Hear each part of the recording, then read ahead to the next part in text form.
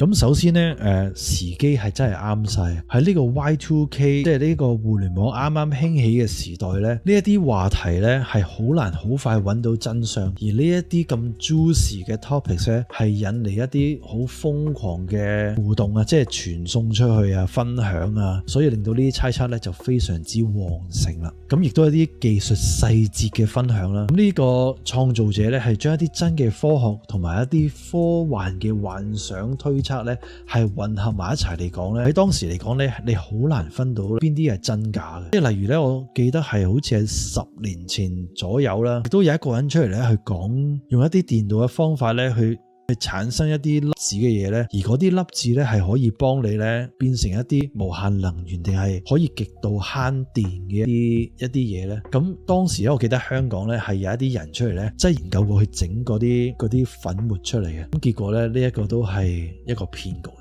咁而呢個成功關鍵咧，除咗啲技術細節之外咧，亦都係啲心理需求。咁當時呢個 Y2K 我頭先講咗啦，呢個千年蟲嘅問題咧，同埋呢個互聯網嘅興起啊，即係你諗下，你都聽過咧，啲人叫你咧唔好上咁多網啊，上網好危險㗎，唔好用 Facebook 啦，Facebook 好危險㗎。呢一啲對互聯網呢啲公開資料性或者